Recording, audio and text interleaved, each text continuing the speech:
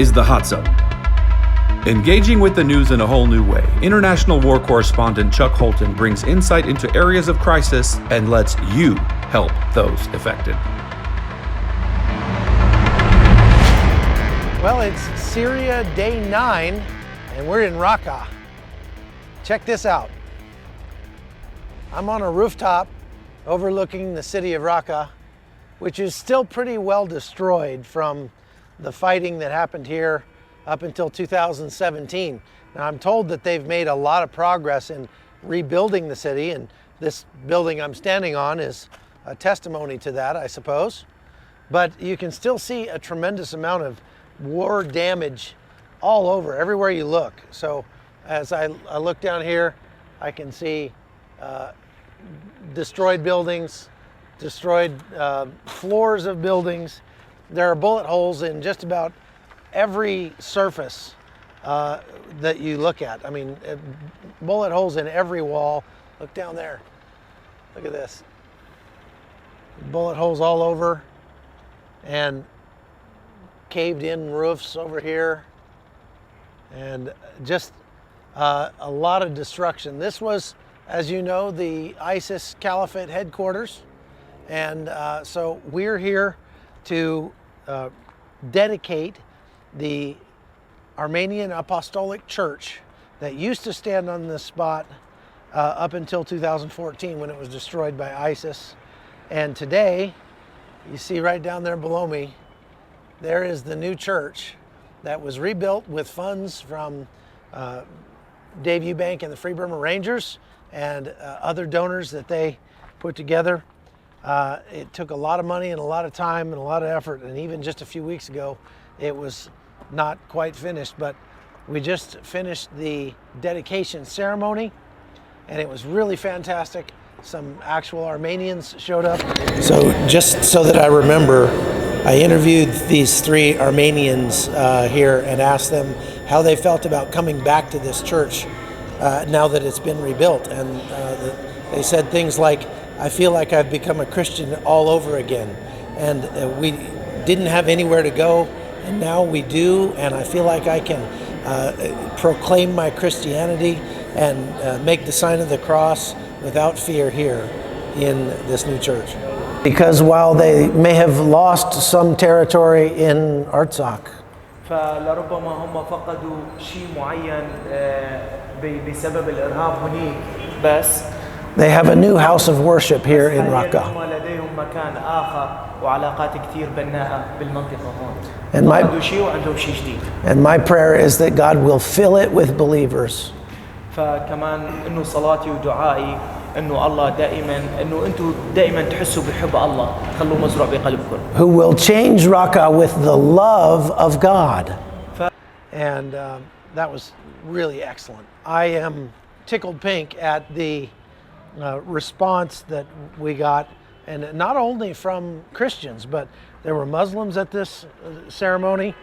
There were apparently many Muslims here in Raqqa who actually donated money to rebuild the church because they were so disgusted by what ISIS did here. And you know, that gives me hope. I mean, I've heard from so many Muslims that if ISIS represents Islam, I don't want to have anything to do with Islam. And they are, there's been a big backlash against the brutality of Daesh.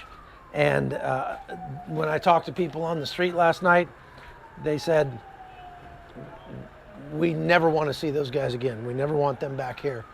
And obviously, most of the population did not support them. I guess that's what happens when you brutalize the population, is that you're not going to get a lot of support from them. And when the population doesn't support you, ultimately, you're going to fail. You have to have the hearts of the people, otherwise your cause will not stand. So it was really a special time just now, having our dedication ceremony back here. And I pray that of the 150 or so families, Christian families, who used to worship at this church and the adjoining, they used to have a school here as well that was destroyed.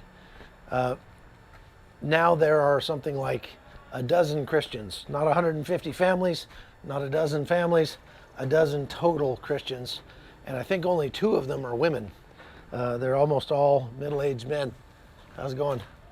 So they've got some rebuilding to do of the actual church. That's the body of people who attends the building. But now at least they have a building. They have a central place of worship. If you're the praying sort, I would pray that that building gets protected supernaturally. There's already a couple of bullet holes in the front of the building, even in just a couple of weeks. And of course, car bombs and that sort of thing are very common in this part of the world.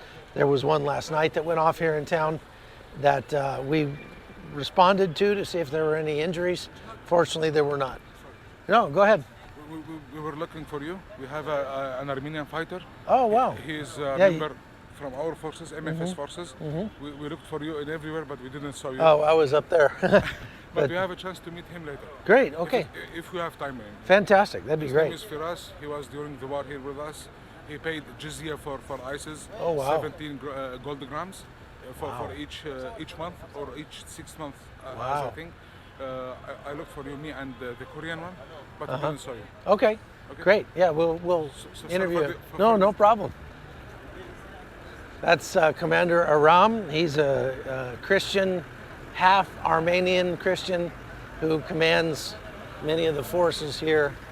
And so, are we rolling out or what are we doing? Yeah. We going to the, what you call it, the Coliseum? I don't know what we're doing, man. Okay. I thought we were going to the Idlib IDPs. Oh, right. Okay. You know, I did it wrong like once before. Okay, one. Yeah, I'll keep that in mind. We're going to see the IDPs now? Okay, then you can leave his van here and just get in the car.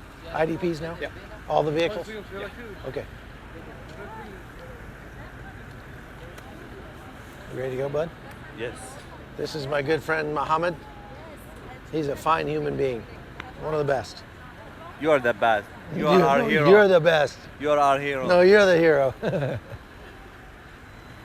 Such a great group of guys here. I'm really glad to be a part of it. All right, we're going to go see some IDPs now. I'm a pastor at Holton, Maryland, and I am friends with David Eubanks. And he told me that he was going to Iraq and Syria, and I asked him if he had any needs. And one was particularly rebuilding the church in Syria, and that captured my heart, and I wanted to be part of that. The next step was he needed $60,000 to complete the project, and so I went to my supervisor and my lead pastor and asked them if they could make a contribution, and they came back with $30,000 offer. But then I went back and I said, why don't we just give $60,000 and fulfill this mission? Big miracle. This is the Armenian Apostolic Church rebuilt by God's power of love, the Raqqa Civil Council, and our good friends who prayed, and those who gave the funds necessary to get it done.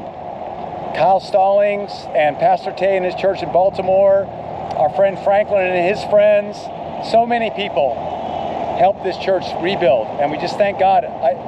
Praise God from whom all blessings flow. Praise Him, all creatures here below. Praise Him above the heavenly hosts. Praise Father, Son, and Holy Ghost.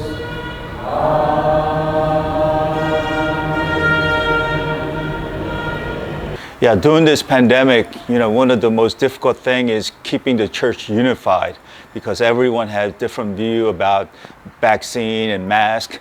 But when we heard about the church being destroyed by ISIS, we wanted to rebuild this church, because that is the kingdom of God going forth in the Middle East. The Hot Zone is produced by Amy Holton and Livefire Media. Copyright 2021.